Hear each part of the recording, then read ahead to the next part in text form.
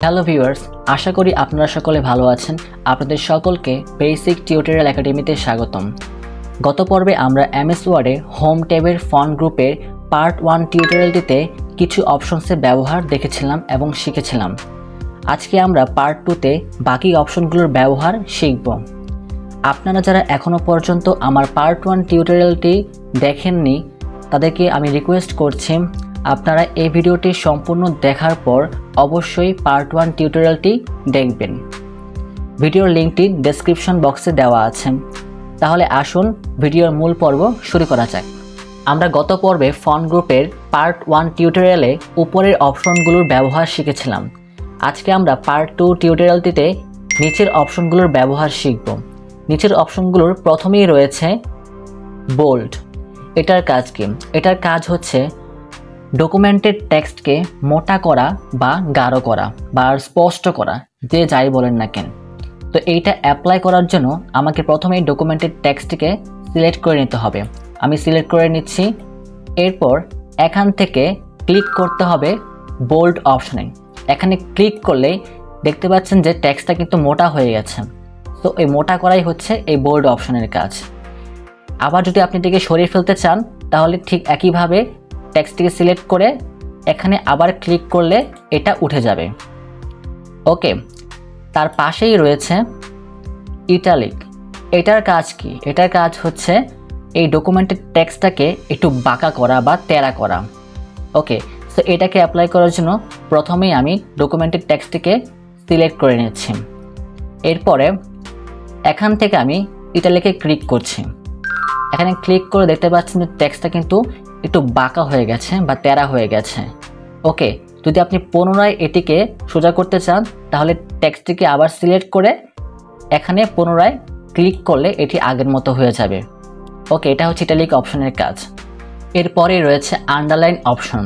এটির মাধ্যমে আপনি ডকুমেন্টের টেক্সটের নিচে একটি দাগ টানতে পারবেন। উদাহরণস্বরূপ আমি চাচ্ছি যে এই ডকুমেন্টের এই টেক্সটের নিচে আমি দাগ টানার জন্য বা আন্ডারলাইন করার জন্য, সেটা করার জন্য আমি প্রথমেই টেক্সটটিকে সিলেক্ট করে নিচ্ছি। এরপর এখান থেকে আন্ডারলাইন অপশনে ক্লিক করছি। দেখতে পাচ্ছেন যে টেক্সটের নিচে কিন্তু আন্ডারলাইন বসে গেছে। ডিয়ার ভিউয়ার্স, একটু লক্ষ্য করে দেখবেন যে এই অপশনের একটু পাশেই একটি অ্যারো চিহ্ন রয়েছে। এখানে ক্লিক করলে আপনি আন্ডারলাইন অপশনের আরও কিছু ভেরিয়েন্টস দেখতে পাবেন। এখান থেকে আপনার যে আন্ডারলাইনটি ভালো লাগে সেটা আপনি ব্যবহার করতে পারেন। আমি এখানে মাউসে কার্সারটি নিয়ে যাচ্ছি। দেখতে পাচ্ছেন এখানে একটি পরিবর্তন হচ্ছে আন্ডারলাইন অপশনের। এছাড়া আপনি চাইলে এই আন্ডারলাইনের একটি কালার অ্যাড করতে পারেন। সেটা করার জন্য আপনি এখানে আসবেন। এখান থেকে আপনি পেয়ে যাবেন অসংখ্য রকমের কালার। যে কালারটি আপনার পছন্দ সেই কালারটি আপনি এখান থেকে পছন্দ করে দিলেই, সিলেক্ট করে দিলেই সেটি অ্যাড হয়ে যাবে। ধরুন আমি এখান থেকে রেড কালার দিব, এটি আমি সিলেক্ট করে দিচ্ছি। দেখতে পাচ্ছেন এখানে এটি অ্যাড হয়ে গেছে। এটি হচ্ছে মূলত এই আন্ডারলাইন অপশনের কাজ। এখন আসি পরবর্তী অপশন স্ট্রাইক থ্রুতে। এটির মাধ্যমে আপনি ডকুমেন্টের কোনো টেক্সটকে সংশোধন, বাতিল বা সম্পূর্ণকৃত অংশকে চিহ্নিত করতে পারবেন। এটাকে আপনি অনেক ক্ষেত্রে বা অনেক জায়গায় অ্যাপ্লাই করতে পারবেন। এই মুহূর্তে আমি একটি জায়গায় এটিকে অ্যাপ্লাই করে দেখাচ্ছি। এখানে টাস্ক লিস্ট আছে। টাস্ক লিস্টে দুটি কাজ আছে। ধরুন আজকে আমি দুটি কাজ করব। প্রথম হচ্ছে সেন্ডিং মেল পাঠাবো, দ্বিতীয় হচ্ছে একটি প্রজেক্ট বানাবো।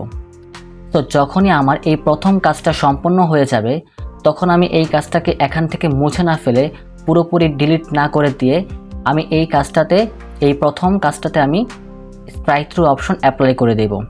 তো সেটা অ্যাপ্লাই করার জন্য আমি এটাকে সিলেকশন করে নিচ্ছি। করার পর আমি এখান থেকে এই স্ট্রাইক থ্রুতে ক্লিক করব। দেখতে পাচ্ছেন ক্লিক করার সঙ্গে সঙ্গেই এটি অ্যাপ্লাই হয়ে গেছে এবং এই লেখার মাঝখান দিয়ে একটি সরল রেখা বা সরল দাগ এসেছে। তো এর মানে হচ্ছে যে এটা আমার সম্পন্ন হয়ে গেছে। এখন আমি পরবর্তী টেক্সটে মুভ করতে পারি।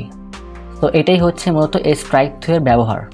আমি এখন এই দুটি অপশনকে অর্থাৎ সাবস্ক্রিপ্ট এবং সুপারস্ক্রিপ্ট এই দুটি অপশনকে একসাথে আলোচনা করব। প্রথমেই আলোচনা করব সাবস্ক্রিপ্ট। যখন আমরা ডকুমেন্টে কোনো টেক্সটকে আরেকটি টেক্সটের নিচে নামাতে চাই সেক্ষেত্রে আমরা এই সাবস্ক্রিপ্ট অপশনটি ব্যবহার করব। ঠিক একইভাবে যখন আমরা ডকুমেন্টে কোনো টেক্সটকে আরেকটি টেক্সটের উপরে উঠাতে চাই, সেক্ষেত্রে আমরা এই সুপারস্ক্রিপ্ট অপশনটি ব্যবহার করব। উদাহরণস্বরূপ আমরা এখানে এই পানির সংকেত লিখতে চাই, অর্থাৎ H2O লিখতে চাই, H এর নিচে থাকবে 2T।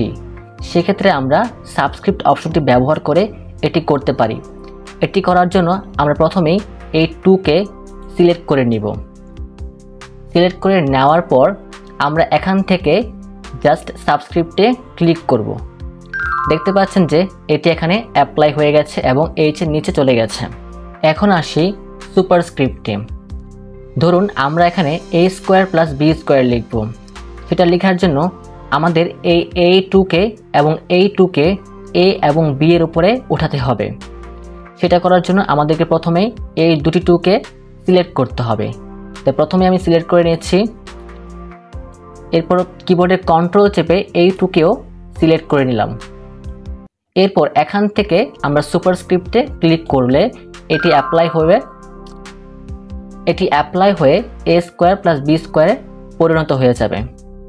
আশা করি বুঝতে পেরেছেন। এবার আসি পরবর্তী অপশন টেক্সট ইফেক্টস অ্যান্ড টাইপোগ্রাফিতে। এটির মাধ্যমে আপনি ডকুমেন্টের টেক্সটের মধ্যে ইফেক্ট অ্যাড করতে পারবেন। তো ইফেক্ট অ্যাড করার জন্য আমি প্রথমেই একটি টেক্সট সিলেক্ট করে নিচ্ছি। আমি এই টেক্সটটিকে সিলেক্ট করে নিলাম। এরপর এখানে আমি ক্লিক করলাম। এখানে ক্লিক করলে আপনি প্রথমেই দেখতে পাবেন কিছু রেডিমেড তৈরি করা ইফেক্টস এখানে শো করছে। আপনি চাইলে এখান থেকে এটিকে অ্যাপ্লাই করতে পারেন, অথবা এখানে কিছু ইফেক্টসের অপশন দেওয়া আছে যেগুলো ব্যবহার করে আপনি নিজের মতো করে ইফেক্টস তৈরি করতে পারবেন। তো আমি এই মুহূর্তে এই অপশনগুলো ব্যবহার করে ইফেক্ট তৈরি করে দেখাচ্ছি না, আমি এখানে থাকা রেডিমেড ইফেক্টসগুলো ব্যবহার করে দেখাচ্ছি। তো ভিউয়ার্স, যখনই আমি এখানে এই আইটেমগুলোর উপর আমি যখনই মাউসে কার্সারটি নিয়ে যাব, তখন দেখবেন যে এই ভিডিওতে কি পরিবর্তনগুলো আসে। দেখতে পাচ্ছেন যে ওই ভিডিও টেক্সটটিতে কিন্তু পরিবর্তন আসছে। তো এটাই হচ্ছে মূলত টেক্সট ইফেক্ট। টেক্সটকে আকর্ষণীয় করার জন্য এই ইফেক্টটা ব্যবহার করা হয়। আশা করি বুঝতে পেরেছেন টেক্সট ইফেক্টসের কাজটা কি। এর পাশেই রয়েছে টেক্সট হাইলাইট কালার। এটার কাজ হচ্ছে ডকুমেন্টের টেক্সটের পেছনে কালার অ্যাড করা, বা কালার অ্যাড করে ডকুমেন্টের টেক্সটটাকে আরও স্পষ্ট করে তোলার জন্য এটি ব্যবহার করা হয়। উদাহরণস্বরূপ আমি ডকুমেন্টের এই টেক্সটের পেছনে আমি কালার অ্যাড করতে চাই। সেক্ষেত্রে এটিকে আমি সিলেক্ট করলাম। এরপর এখানে এই অ্যারোতে ক্লিক করলাম। অ্যারোতে ক্লিক করলে কিছু কালার এখানে শো করবে। এখান থেকে আপনার যে কালারটি পছন্দ বা স্পষ্ট সেটিকে আপনি সিলেক্ট করে দিবেন। উদাহরণস্বরূপ আমি এখান থেকে এই গ্রিন কালারটিকে সিলেক্ট করলাম। দেখতে পাচ্ছেন এটি কিন্তু এখানে অ্যাপ্লাই হয়ে গেছে। যদি আপনি চান যে এই কালারটিকে আপনি তুলে ফেলতে চান বা সরিয়ে ফেলতে চান, সেক্ষেত্রে আপনি আবার টেক্সটটিকে সিলেক্ট করে এখানে ক্লিক করবেন। এখানে রয়েছে নো কালার, এখানে জাস্ট ক্লিক করলেই আপনার এখান থেকে এটি উঠে যাবে। আশা করি বুঝতে পেরেছেন। এবার আসি এই পর্বের সর্বশেষ অপশন ফন্ট কালারে। এটির মাধ্যমে আপনি ফন্টে কালার অ্যাড করতে পারবেন। এই মুহূর্তে আমার ফন্টের কালার আছে কালো। আমি চাইলে এই ফন্টের কালারটি পরিবর্তন করে অন্য একটি কালার দিতে পারি। সেটা করার জন্য আমাকে প্রথমেই সিলেক্ট করতে হবে। সিলেক্ট করে নিলাম। এরপর এখানে অ্যারোতে ক্লিক করলাম। এখানে ক্লিক করলে এখানে অসংখ্য রকমের আপনি কালার পেয়ে যাবেন। এখান থেকে আপনার যে কালারটি পছন্দ সেই কালারটি চুজ করে জাস্ট সিলেক্ট করে দিবেন। উদাহরণস্বরূপ আমি এখান থেকে এই গ্রিন কালারটি সিলেক্ট করে দিচ্ছি। দেখতে পাচ্ছেন এখানে এটি অ্যাপ্লাই হয়ে গেছে। এছাড়া যদি আপনি চান আরও কালার দেখার জন্য বা পাওয়ার জন্য, সেক্ষেত্রে আপনি এই মোর কালারসে ক্লিক করবেন। ক্লিক করলে আপনি এখানে আরও অনেক কালার পেয়ে যাবেন। তো এখান থেকে আপনার যেটা পছন্দ সেই কালারটাকে চুজ করে দিয়ে জাস্ট ওকেতে প্রেস করলে সেটি অ্যাপ্লাই হয়ে যাবে। উদাহরণস্বরূপ আমি এখান থেকে এই গ্রিন কালারটিকে পছন্দ করলাম। এরপর এখানে ওকেতে প্রেস করলাম। দেখতে পাচ্ছেন এখানে এই গ্রিন কালারটি অ্যাপ্লাই হয়ে গেছে। এটাই হচ্ছে মূলত ফন্ট কালারের কাজ। ডিয়ার ভিউয়ার্স, এই ছিল আজকে এমএস ওয়ার্ডের ফন্ট গ্রুপের সর্বশেষ পর্ব। যদি আপনার আজকে এই টিউটোরিয়ালটি ভালো লাগে এবং আপনার কাজে আসে তাহলে অবশ্যই ভিডিওতে একটি লাইক এবং ভিডিওটি শেয়ার করে দিন। আর আপনার কোনো মতামত থাকলে অবশ্যই কমেন্ট করে জানাবেন, আমি তা অবশ্যই উত্তর দিব। এবং হ্যাঁ, চ্যানেলটিকে সাবস্ক্রাইব করতে ভুলবেন না, কারণ পরবর্তী ভিডিওগুলোতে আমি MS ওয়ার্ডে আরও দারুণ দারুণ ফিচার্স নিয়ে হাজির হব। তাই চ্যানেলটিকে সাবস্ক্রাইব করে সাথেই থাকুন। দেখা হচ্ছে পরবর্তী ভিডিওতে। ধন্যবাদ সকলকে।